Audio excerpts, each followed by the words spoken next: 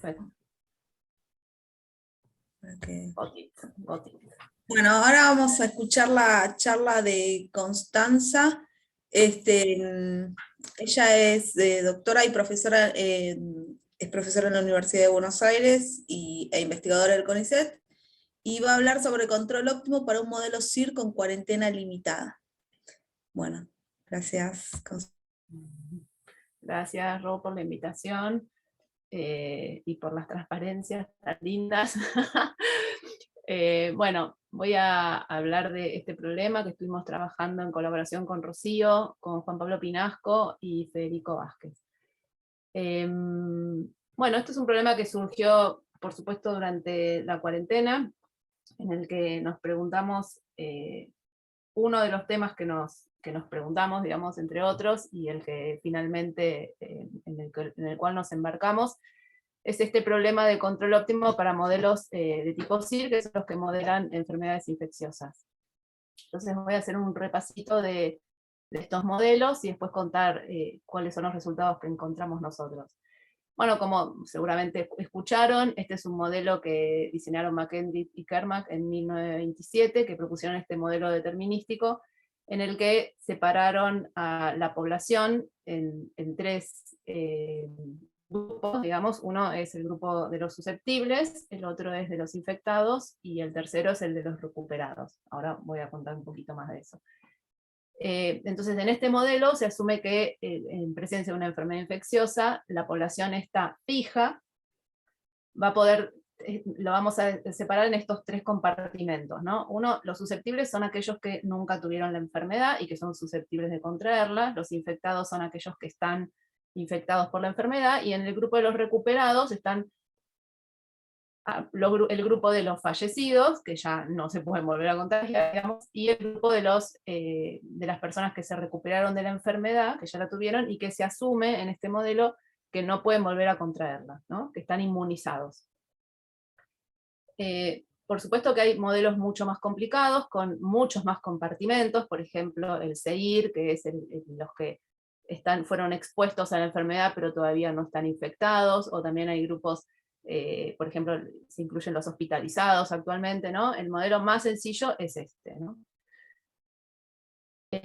Bueno, esto es lo que acabo de explicar, que en el modelo S están los susceptibles, que son los que todavía no fueron infectados, y nosotros en nuestra escritura, y que es muy clásico, la vamos a llamar X a este grupo. El I va a ser el grupo de los infectados, y el Z va a ser el compartimento de los recuperados. No lo dije, pero si tienen alguna pregunta en el medio de algo que no se entiende, desde ya que están habilitados a hacerla.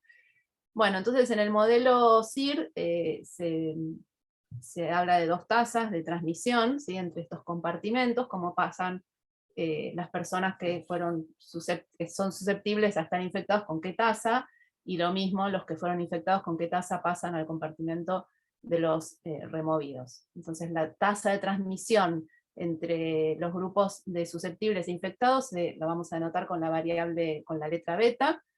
En esta tasa es importante entender que esta tasa incluye, por un lado, la probabilidad de ser infectado, o sea, la tasa de contagio, y también la tasa de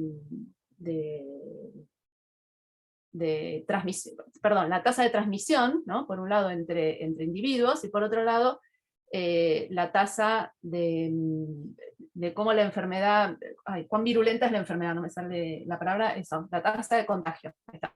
Una tenemos de contacto entre los individuos, y otra es la tasa de contagio, ¿sí? Una vez que uno se encontró con un individuo infectado.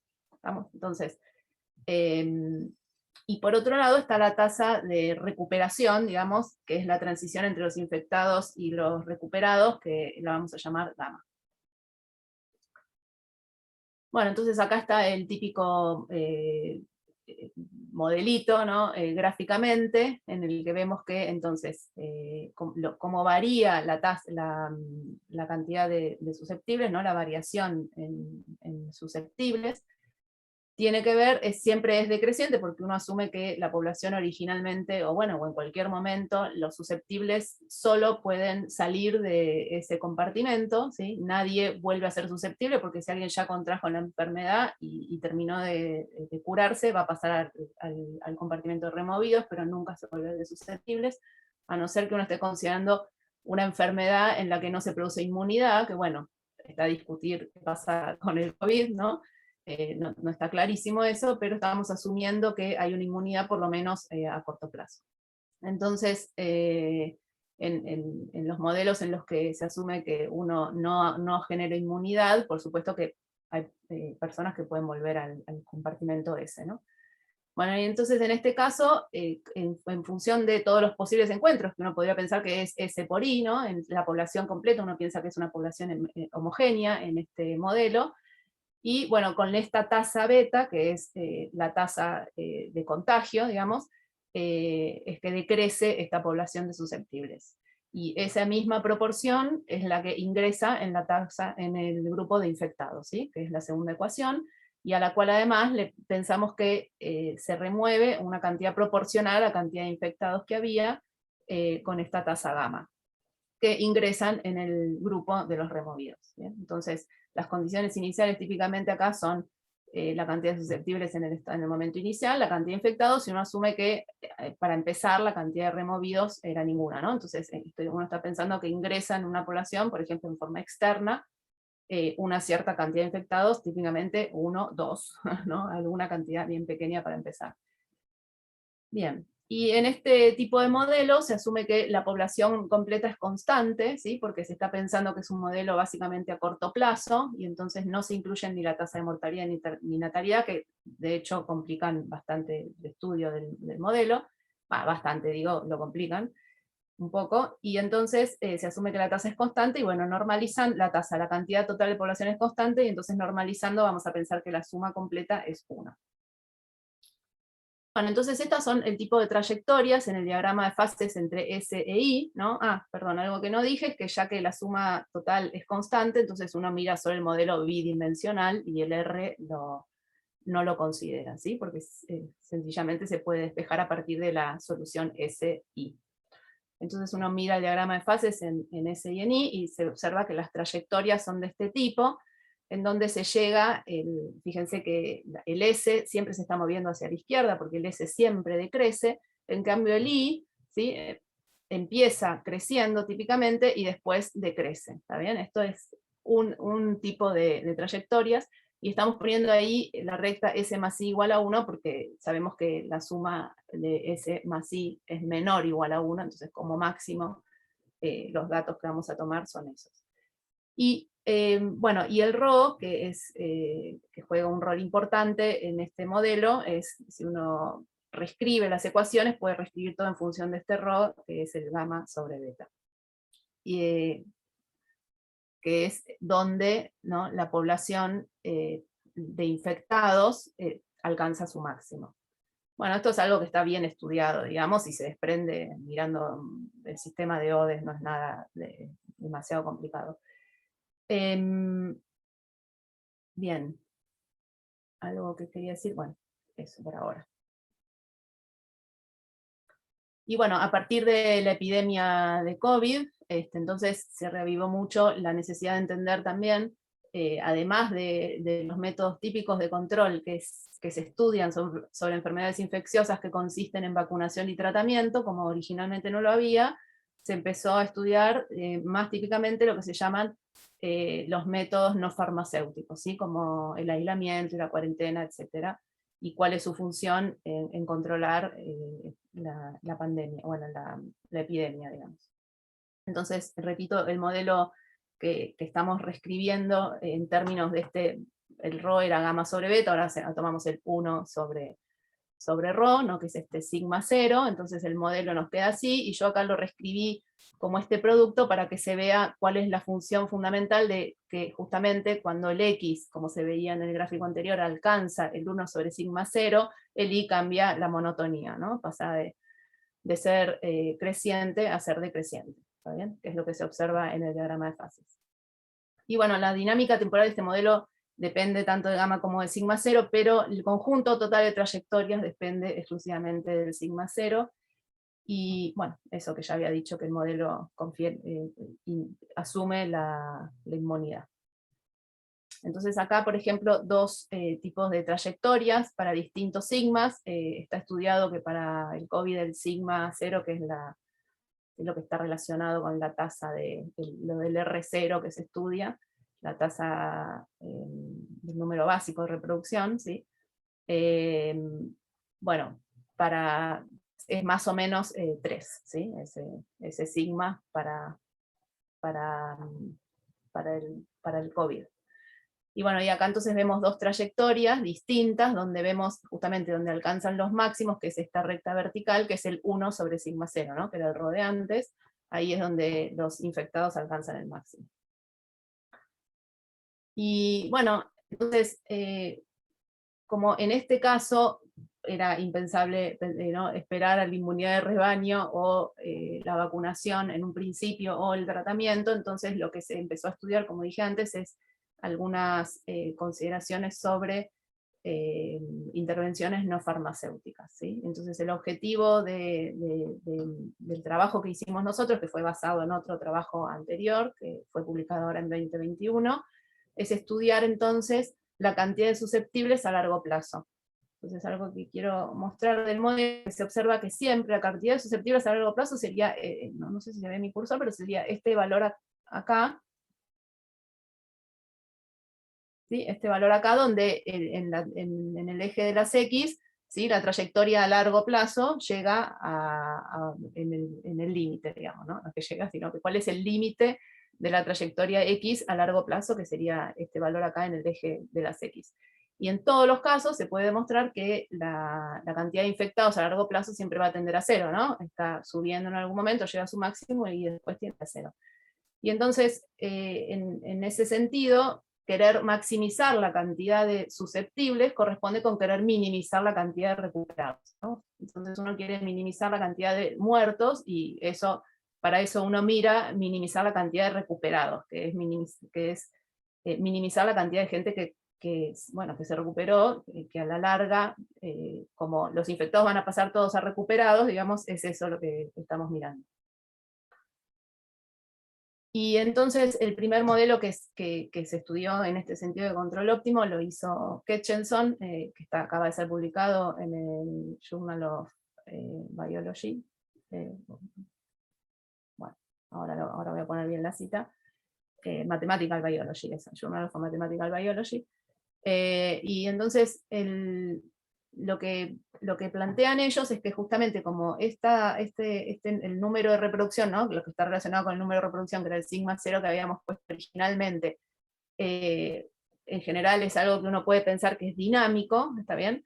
Entonces, lo que están pensando como control es exactamente el número de reproducción. ¿Por qué? Porque el número de reproducción habíamos dicho originalmente que tenía que ver con la tasa de contacto y también con la tasa de contagio. Entonces, ¿cómo podemos controlar eso? Digamos, bueno, la tasa de contacto es con el aislamiento y la tasa de contagio es barbijo, ventanas abiertas, etc. Entonces, todo eso son lo que se llaman intervenciones no farmacéuticas, ¿sí? Entonces, controlando el sigma, estamos controlando cómo es el estado del sistema. Entonces, sigma va a ser nuestro control y el X, el Y va a ser el estado del sistema. Y entonces lo que ellos propusieron es que uno puede hacer una intervención durante un tiempo fijo, ¿sí?, que es este T mayúscula, y uno dice, bueno, en este tiempo voy a poner esta intervención, que es que voy a ajustar el sigma con intervenciones no farmacéuticas. ¿Cómo tienen que ser esas intervenciones para minimizar? Entonces, lo que ellos plantean es cómo tienen que ser esas intervenciones, este sigma, ¿sí?, como el control, para minimizar la cantidad maximizar la cantidad de susceptibles, que es minimizar menos la cantidad de susceptibles, más algún otro funcional, algún otro término que le agregan al funcional general, que en general la idea es que está midiendo el costo social o mismo económico de implantar esa cuarentena, esas intervenciones. Y ellos consideran algo que fue el puntapié para que nosotros pensáramos en este problema, es que el sigma, que es esta tasa digamos, que está midiendo de alguna manera las intervenciones esta tasa, sí, bueno, esta es la tasa, pero es el control que está midiendo las intervenciones no farmacéuticas, era un valor que lo podían tomar entre 0 y sigma 0. Y de hecho, ahora van a ver que en la demostración se observa que por un plazo de tiempo es conveniente en algún caso tomar el sigma como 0. Pero tomar el sigma como 0 es una cosa totalmente impracticable, sería poner a cada persona en un compartimento estanco sin ver a nadie más durante el resto de su vida, o bueno, o mientras dure esta intervención, y entonces es algo totalmente impracticable. Entonces nos preguntamos, bueno, pongámosle que nosotros podemos forzar a llegar a algún valor pequeño, pero no necesariamente el 0. ¿tá? Por ejemplo, algo debajo del 1, como es típicamente que se busca para controlar la epidemia. Bueno, entonces lo que mostró Ketchenson, este es el resultado de Ketchenson, es que necesariamente un control óptimo es de tipo bang-bang. Esto quiere decir que el control se enciende y se apaga siempre en los extremos del intervalo donde vive, o sea, va a ser o bien 0 o bien el sigma 0. Y ellos lo que consideran aparte es que después de la intervención, esto seguía evolucionando el sistema con este número de reproducción sigma 0. Entonces, ellos están diciendo, fíjense, acá son 3 tipos de soluciones bang bang, ¿no? Por ejemplo, la verde es, empiezo con un dato inicial que está en la esquina superior de esta especie de paralelogramo, y puedo venir con el sigma 0 y me mantengo en esa curva de nivel que va a un cierto x infinito, pero en algún momento le disparo el sigma igual a 0. ¿Qué quiere decir el sigma igual a 0? Bueno, si repasamos las ecuaciones, eso quiere decir que el x se va a mantener constante y que el y va a decrecer exponencialmente. Entonces esto es lo que se observa acá, el y decrece, y este sería entonces mi nuevo, el nuevo lugar donde voy a partir de ahí mirar la curva de nivel de ese x infinito. Entonces se observa que efectivamente, por lo menos el x infinito bajó, ¿no? En la línea verde horizontal el x infinito venía hacia acá, y una vez que puse esta intervención y sigo, el x infinito viene a un valor mayor, ¿está bien? Que es lo que yo quería. Otra opción es primero poner el sigma igual a 0 y entonces dejar el x constante y el y decrecer exponencialmente, que sería la línea amarilla, y una vez que llegué durante el tiempo ahí, lo largo con el sigma 0 y también voy a un valor mayor del x infinito. Y otra solución bang-bang es ir alternando, poniendo un pedacito de sigma 0 con un pedacito de 0, con un pedacito de sigma 0, con un pedacito de 0, y así, ¿sí? Cierta cantidad de veces. Entonces la pregunta es, ¿cuál de estos es el mejor, ¿no? Una vez que uno sabe que el óptimo es bang-bang. Bueno. Y entonces lo que ellos prueban efectivamente, y dan una caracterización, no él, porque es una sola persona, prueba efectivamente y da una caracterización para qué valores de x0 me conviene empezar. Fíjense que acá está diciendo que empiezo con sigma 0, ¿sí? Que sería la solución mantenerme en la curva de nivel original, donde estoy, durante un tiempo hasta t estrella, y después lo largo con 0 hasta el t mayúscula, ¿sí? Voy para abajo con la vertical, digamos.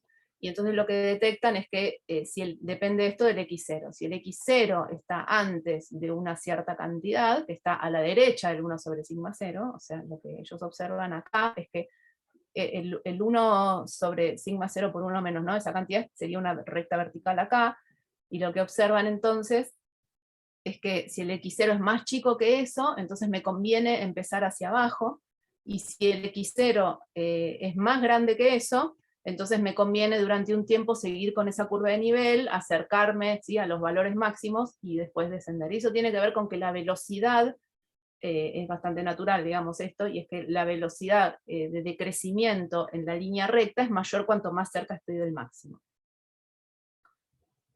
Bien, y entonces, ¿qué planteamos nosotros? Y esto es lo que les quería contar, es que lo que planteamos es que entonces 2 cosas le modificamos al modelo. Una es que el sigma le permitimos que, bueno, 3 cosas. Una es que el sigma le permitimos que se mueva entre 2 valores, sigma 1 y sigma 2, donde el sigma 2 no es exactamente el sigma 0 original, que sería no hacer ninguna intervención. Entonces esto tiene que ver con un artículo que Ferguson habla, uno de los primeros artículos que salió del Imperial College sobre la pandemia, en el que habla de que habría como 2 estados que uno podría hacer de mitigación, que sería como sigma 2 con algunas intervenciones no farmacéuticas no tan fuertes, y el otro directamente lo llama de supresión, que es el sigma 1, que es que nadie sale de la casa, ¿está bien? Entonces, vamos a tomar un sigma 1 factible, que es nadie sale de la casa, pero obviamente los dejamos ir a hacer las compras, o vivir con su familia, etc. Y el sigma 2, que sería mitigación, que si bien es una intervención, no es tan fuerte como el sigma 1, y después tenemos por otro lado, el tercer parámetro, que es el sigma 0, es ninguna intervención. Entonces lo que vamos a suponer es que en el tiempo 0t vamos a hacer una intervención, un sigma entre el sigma 1 y sigma 0, y lo otro que agregamos a este modelo es que no le vamos a permitir que el sigma 1 dure más de un cierto tau tiempo, y esto está basado en que algo que nosotros observamos muy claramente, y es que si vos tenés unas intervenciones muy restrictivas, en general la gente tiende a no respetarlas después de un cierto tiempo, las va a respetar una cantidad de tiempo. Entonces supongamos que nosotros sabemos que un mes la gente se banca una supresión, digamos, un sigma 1, y entonces ese va a ser nuestro tau. Pero nuestra intervención va a durar, por ejemplo, 3 meses. Entonces, dentro de esos 3 meses, a lo sumo un mes, sabemos que vamos a poner el sigma 1. Y esta restricción la escribimos como una desigualdad isoperimétrica, donde este es el mínimo que puede alcanzar el sigma, de manera que el sigma le doy más tiempo valiendo sigma 1, ya no satisface esta condición. Bien, y entonces, después de la intervención, volvemos al número sigma 0, ¿sí? Que es el original. Bueno, entonces nuestro objetivo acá es igual que hizo Ketchenson, es minimizar, ¿sí? En lugar de maximizar, maximizar el x infinito, en lugar de minimizar con el menos, que es lo mismo, más, de nuevo, un funcional que va a medir de manera el costo de tomar esta cuarentena, con el modelo SID igual que antes, con esta desigualdad, o sea, introducimos una desigualdad a nuestro modelo de control óptimo, y las restricciones del sigma entre sigma 1 y sigma 2. Esta desigualdad, como dije, es la que no le permite a la supresión durar más de tau tiempo. Y entonces lo primero que probamos no pudimos hacer las mismas técnicas que hacía Ketchenson, porque servían fundamentalmente para sigma 1 igual a 0, entonces tuvimos que desarrollar otras técnicas en las que además mostramos, para empezar, existencia de un control óptimo en este conjunto de admisibles, que son todos los sigmas que satisfacen las condiciones anteriores. Entonces, ¿por qué se toma el conjunto de los medibles? No es por ser cancheros ni nada, es que simplemente cuando los resultados de existencia de controles en un conjunto más grande, que es el conjunto de los medibles. Ahí uno prueba existencia de control, y a partir de ahí uno trata de caracterizar quién sería este control, ¿no? Entonces, lo primero que probamos es que el problema realmente tiene una solución, o sea, hay un óptimo, al menos un óptimo. Y después, para el caso en el que el funcional depende linealmente del sigma, es donde pudimos hacer resultados más explícitos, como se espera, y ahí probamos que si el sigma es un óptimo, es un óptimo, entonces necesariamente es de tipo Bang-Bang. ¿Qué quiere decir de tipo Bang-Bang? Lo que uno prueba típicamente es que el sigma va a saltar entre los dos extremos del intervalo donde vive, ese sigma de t, en función de una cierta función que se le llama la switching function, justamente que va saltando de positivo a negativo. Entonces después, si la phi es positiva, uno sabe que el sigma estrella va a sigma 2, y eso. Donde la phi, no lo estoy poniendo, pero depende de lo que se llaman las variables de coestado del sistema, que me da el principio del máximo de Pontryagin. Eso es una mar de cuentas que no tiene ningún sentido introducir acá. Lo interesante es que lo que logramos probar es que la función de switching cambia de signo a lo sumo 2 veces, lo que me dice que el control tiene a lo sumo 2 saltos. ¿Está bien? Entonces tiene a lo sumo 2 saltos, por lo tanto tiene esta pinta, ¿no? El sigma estrella tiene esta pinta, va a valer sigma 2 hasta un cierto tiempo, tiene 2 saltos, y aparte empieza siendo de cierto signo, que me permite decir que el sigma empieza siendo sigma 2, después eventualmente pasa a sigma 1, después eventualmente pasa a sigma 2 a lo sumo. Y entonces ahora, ¿por qué está bueno esto? Porque una vez que uno llega a esto, puede reducir el problema de, en lugar de mirar el óptimo entre todos los posibles controles, uno sabe que el óptimo va a tener estas características, y que está definido unívocamente por el momento en el que entro fíjense, este sigma 2 es lo que llamamos mitigación. Entonces está definido por el T1, que es el momento en el que entro a supresión, ¿está bien? Y Y después también queda unívocamente definido por el momento en el que salgo de la supresión, donde este eta, como una de las restricciones vimos, no puede ser más que tau. ¿Está bien? Porque dijimos que no iba a valer sigma 1 más de tau tiempo. Entonces el problema se reduce ahora a un problema de un óptimo en R2. Dos variables. Y por otro lado, entonces el conjunto ahora donde viven los T1 y eta, fíjense que es esto es un trapecio, ¿no? Un trapecio, donde los T1 están entre, a lo sumo vale T mayúscula, además el eta va a valer a lo sumo tau, pero cuando el T1 ya es más grande que este T menos tau, ¿sí? Como el eta no puede, el tiempo que dura la cuarentena estricta, digamos, no puede durar más de tau, entonces me queda el eta definido acá hasta, perdón, no puede durar más de tau acá, pero la suma de las dos cosas, ¿sí? no se va a pasar del T final, ¿no? Que es donde hago mi intervención. Entonces, si tengo un T1 mayor que T menos tau, el eta a lo sumo va a valer en este segmento. Bueno, entonces lo que nosotros tenemos que estudiar es el óptimo de un J restringido a este espacio, para este trapecio.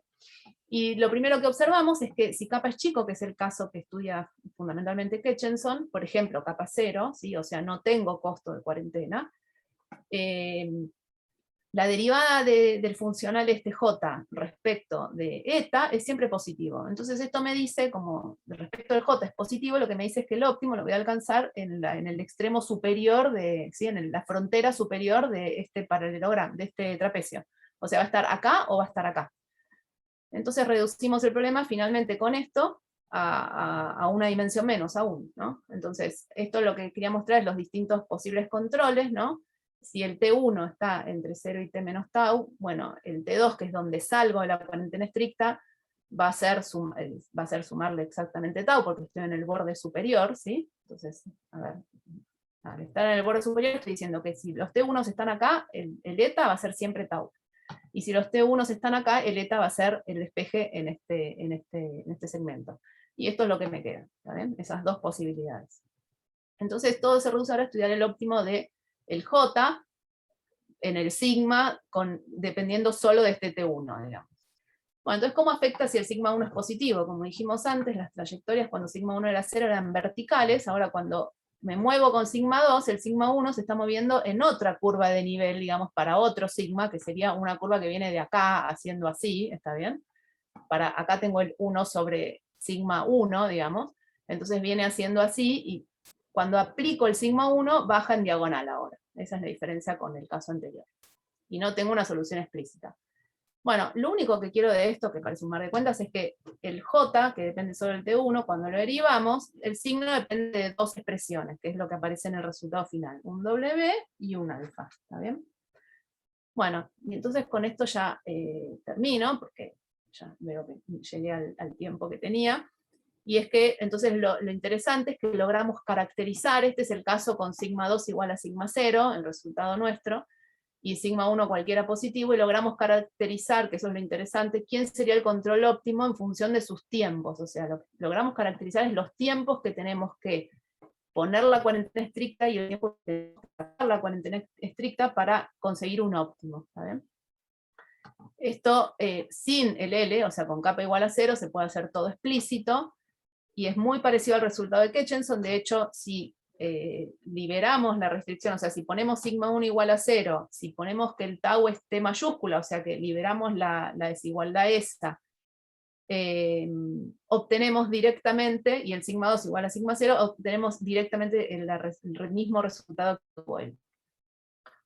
Y bueno, eso.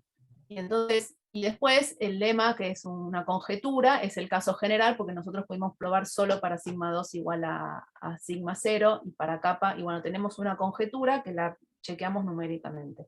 Estos son los dos grafiquitos que hizo Fede numéricos, en los que se muestran los tres estados que estaban ahí, las tres situaciones que podían pasar, y las distintas selecciones de los T estrellas, y lo cotejamos numéricamente, nos da exactamente lo que dice el teorema, Y numéricamente, nada, esto como interesante, pudimos cotejar que la conjetura que tenemos para el caso general, que no pudimos probar porque depende de una monotonía de algo que no es nada evidente, ¿no? Es un mar de cuentas típico de aplicadas, de cosas aplicadas, bueno, eso no pudimos probarlo, pero lo vimos que numéricamente funciona, o sea que creemos que es cierto. Y bueno, lo que estamos trabajando ahora es, bueno, eso, la prueba del resultado general, y lo que agregamos ahora, que nos parece súper interesante, es restricciones en el estado para todo tiempo. Por ejemplo, si uno quisiera controlar la cantidad de hospitalizados en todo tiempo para no saturar el sistema de salud, nuestro modelo no lo está contemplando, es algo que intentamos en un principio, es un poco más complicado, y recién ahora lo estamos encarando. Y lo otro que queremos es mirar con otros funcionales objetivos, ¿no? Porque nosotros estamos mirando un funcional objetivo que es la cantidad de susceptibles a largo plazo, y bueno, hay otras cosas para mirar, digamos, ¿no? Que es, por ejemplo, la cantidad de infectados en la integral de la cantidad de infectados, qué sé yo, hay un montón de otros funcionales, y quizás los controles óptimos serían diferentes de acuerdo, algo razonable, a qué funcional se está estudiando. Y bueno, y con eso acá hay algunas referencias, ahí está el artículo nuestro que está en el archive y está enviado a publicar, y bueno, gracias a todos por estar, y todas.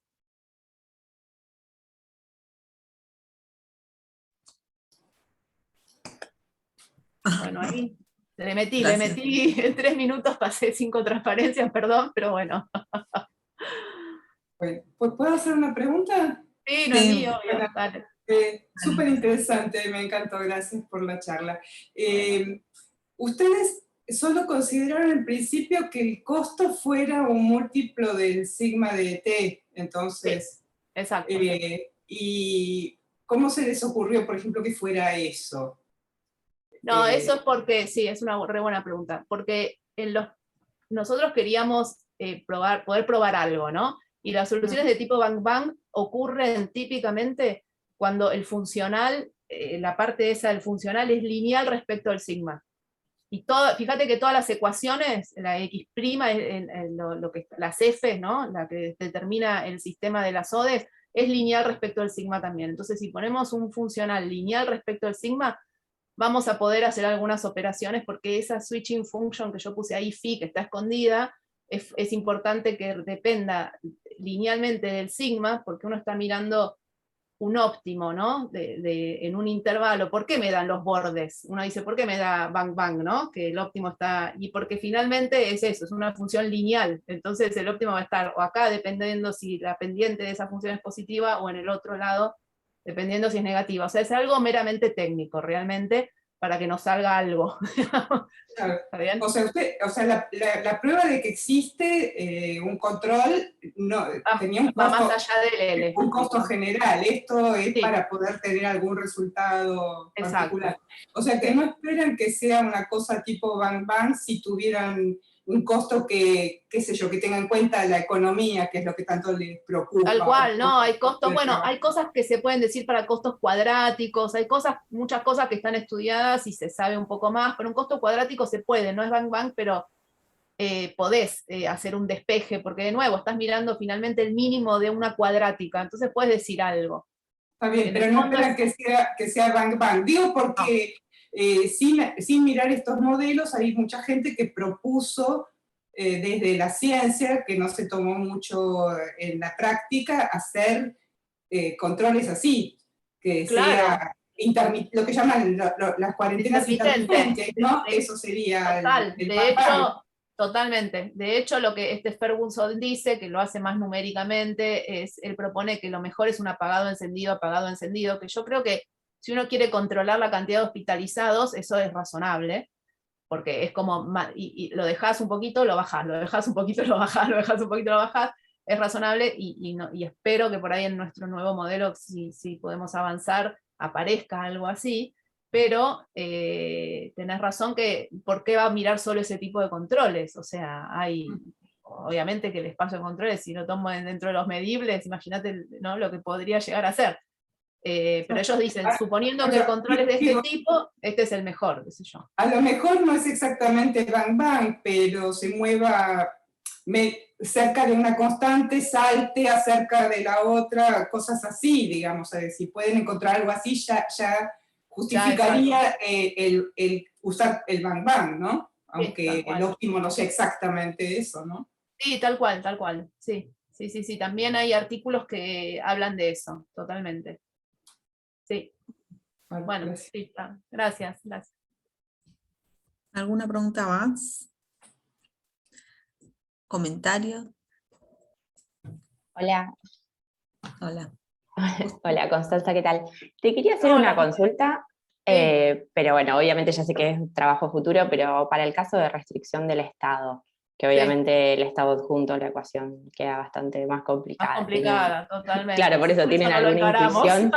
Está bien, esa era mi pregunta, porque yo me No, eso es imagino lo que en este puse caso... de trabajo a futuro al final, que es lo que estamos empezando a mirar ahora, que claramente, bueno, te agrega otro multiplicador, que es una Claro. medida, es todo mucho más complicado, y bueno, Parece que eso las es lo que- mismas técnicas en principio no es que aplicarían directamente No, para para este caso, nada, digamos. para nada. bien. Bueno, por ahí la primera parte un poco alguna cosa, pero después... Sí, la querer existencia encontrar- o esa parte, Claro, digamos. querer encontrar Sí. alguna caracterización del control después va a ser, no tengo idea. Está No, bien, no, bárbaro. estamos recién empezando. Sí, me parece un problema re lindo y estamos recién empezando. Ni siquiera podemos probar que el problema es normal, por ejemplo, para este caso. O sea, Claro, sí, para eso. Cuando tenés una restricción pura de estado, obvio que... para empezar. Entonces, bueno.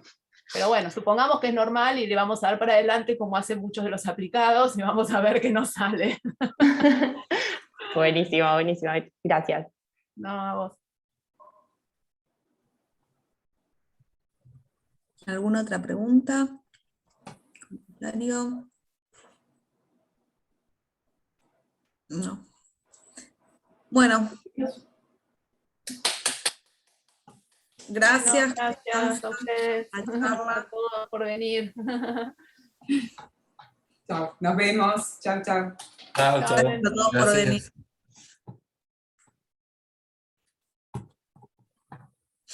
Gracias. Rocío, te hago una pregunta. Dale. ¿No habías recibido los correos de la No me de la UNA? llegan. ¿Ninguno? O sea, durante toda la semana. No, viste que yo te mandé el... No, ninguno. Me los va reenviando Andrés Chao, hacia el de chicos. ayer. Porque... Chao, Chao, Coti. Pablo, un gusto verte, Muchas gracias. Pablo. Gracias. Muchas gracias. por la charla, Coti. De nada, gracias a vos, Ro, por las transparencias, estaban re lindas. Las tuneé un poquito, pero quedaron re bien. Mucho menos trabajo. Bueno, chao. Chao, Chao. gracias. ¿Y el mail con el que te inscribiste es exactamente ese el que... R vale, pero es el mail, porque ya me pasó con otras cosas que o me llegan a spam, por eso me fijaba en spam y me fijé en spam, en promoción y todo eso, no, y a veces ni siquiera y hay emails que no me llegaban. Ok. O sea, de algo de la facultad, ¿no? Ajá. Fui jurado un Claro. concurso, no me llegaban los mails de los aspirantes, o sea. O sea que el de Gmail sí te funciona. El email sí, ese sí. Ajá. Así que Bueno. si se puede cambiar, mejor, así tengo los links de lo que viene, porque... Sí. Bien. Bueno, ahí Dale. yo siempre lo envío en la tarde, tipo 4 o 5, envío los links del día siguiente. Claro, Así eso que- me avisó Andrés. Andrés me dice, pero Ajá. te tiene que llegar el día anterior. Digo, no me está No llegando. te entonces, llega. bueno. Claro.